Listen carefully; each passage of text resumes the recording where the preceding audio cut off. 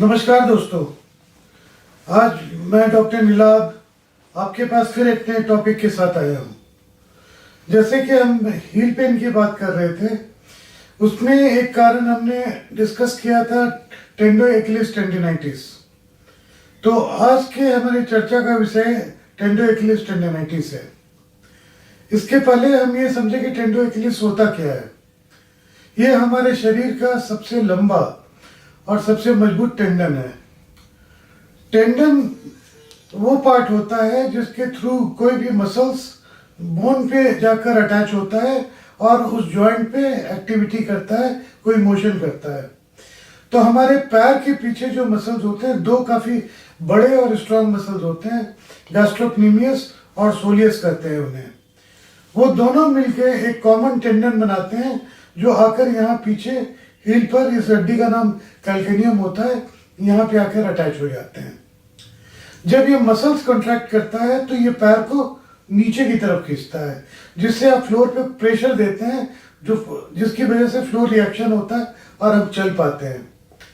तो इस टेंडन का मेन काम होता है जब आप चलते हैं, जब आप दौड़ते हैं, जब आप जंप करते हैं, जब आप सीढ़ियाँ चढ़ते उतरते हैं, जब आप पैरों के पंजे पे, उंगलियों पे चलने की या खड़े होने की कोशिश करते हैं।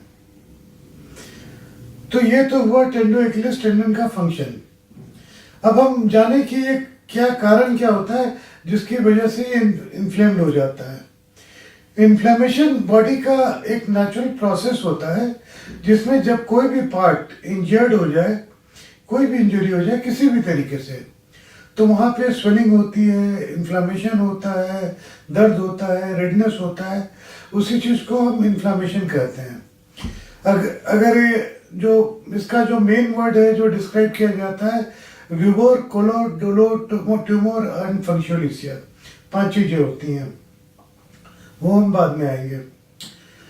इसे 2 पार्ट में डिवाइड किया गया, इंसर्शनल और नॉन इंसर्शनल।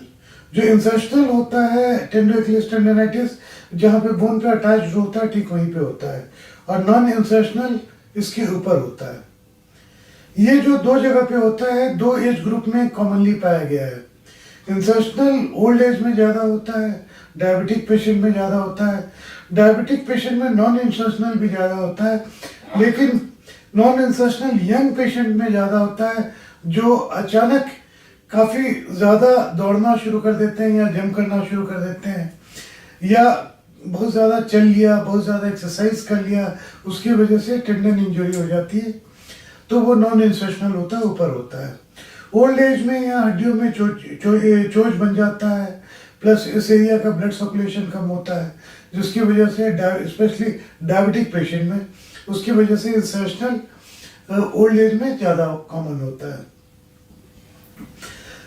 ये जो कॉज होता है ये ऑलरेडी हमने डिस्कस कर लिया। ओल्ड एज में होता है, डायबिटिक पेशेंट में होता है, यंग में इट्स नॉर्मली स्पोर्ट्स इंजरी कही जाती है कि आपने ज़्यादा रनिंग कर ली, ज़्यादा जंपिंग कर ली, या किसी वजह से इंजर्ड हो गया, अचानक आपने काफ़ी चल लिया, किसी दिन बहुत ज़्यादा एक्सरसाइज कर ली, तब ये प्रॉब्लम होती है। एक और कॉज होता है टाइट शूज़।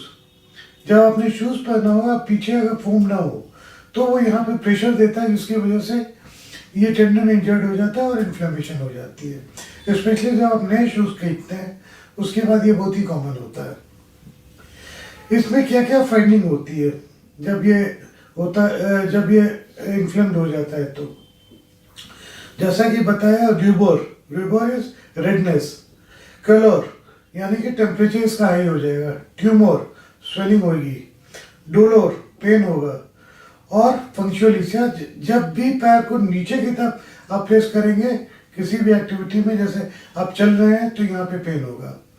ये पेन स्पेशली सुबह शुरू होता है, और जैसे जैसे एक्टिविटी आप करते रहते हैं दिन में, ये पेन बढ़ता चला जाता है। आखिर इसकी डायग्नोसिस कैसे होती है? डायग्नोसिस मेनली क्लिनिकल होती है। जब इस टेंडन को जब किसी डॉक्टर को दिखाते हैं तो ये एरिया में जो फाइंडिंग्स होती हैं वो देखता है, और जब एक टेंडो एक्लिस को जब टच करता है तो काफ़ी पेनफुल होता है। जब स्क्वीज टेस्ट कहा जाता है उसमें काफ़ी पेन होता है। किस इन्वेस्टिगेशन में ये दिखेगा हमें? एक्सरे हम जो करवाते हैं, लेकिन एक्सरे में यूजुअली हम ये देखने के लिए करते हैं कि कहीं हेगलन्स डिजीज की वजह से ना हो, नंबर 1। नंबर 2, यहाँ पे हड्डी की चोटें ना बन रही हो। अदरवाइज टेंडो एकिलिस टेंडोनाइटिस एक्सरे में नहीं दिखता है। अल्ट्रासाउंड से इसको हम पिक कर सकते हैं, अगर वो अल्ट्रासोनोलॉजिस्ट काफ़ी एक्सपर्ट हो तो। अदरवाइज जो इन्वेस्टिगेशन ऑफ चॉइस होता है वो होता है एमआरआई। एमआरआई दिखाता है कि वो टेंडन उस पर्टिकुलर एरिया में डिजेनरेट कर चुका है, इंजर्ड है, इन्फ्लेमेशन है, फाइब्रोसिस हो रही है। बाद में कई बार जब काफ़ी ज़्यादा हो जाता है तो उसमें कैल्सिफिकेशन भी हो जाता है। और अगर लॉन्ग स्टैंडिंग प्रॉब्लम हो तो इसमें टेंडन रप्चर का भी रिस्क होता है। अब आते हैं ट्रीटमेंट पे। ये हो तो जल्दी जाता है, जाना बहुत मुश्किल होता है, बहुत टाइम लेता है, 3 से 6 महीने लेता है। अगर हम कंजर्वेटिव ट्रीटमेंट की बात करें तो सबसे पहला हम जो शू मॉडिफिकेशन बोलते हैं कि इस टेंडन को रेस्ट मिले। शू मॉडिफिकेशन में थोड़ा सा हम बोलते हैं 1.25 से 1 इंच का हील आप पहनिए, फ्लैट नहीं पहनिए, 1.25 से 1 इंच। ये नहीं कि हील बोला डॉक्टर ने तो आप 2-3 इंच का हील पहनना शुरू कीजिए। कंप्रेशन किया, आइस पैक दिया, रेस्ट दिया। रेस्ट सबसे इम्पोर्टेंट होता है ट्रीटमेंट में। अगर आप रनिंग करते हैं या ब्रिस्क वॉकिंग करते हैं या अचानक आपने चलना काफ़ी शुरू किया तो रेस्ट दीजिए, कुछ दिनों तक कोई एक्सरसाइज नहीं कीजिए। अगर टाइट शूज़ की वजह से हो तो शूज़ जो भी लीजिए वो देखिए कि पीछे उसमें फोम की पैडिंग हो, सो दैट वो इसे इरिटेट ना करे, हर्ट ना करे। और NSAID देते हैं, एंटी इन्फ्लामेटरी देते हैं।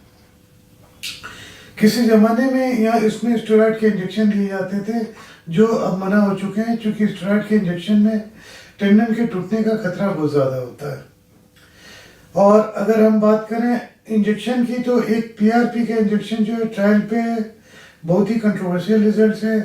कुछ लोग क्लेम करते हैं कि बहुत अच्छे रिजल्ट है, लेकिन जब डेटा एनालाइज किया जाता है तो उसके रिजल्ट कुछ भी मिलते नहीं हैं।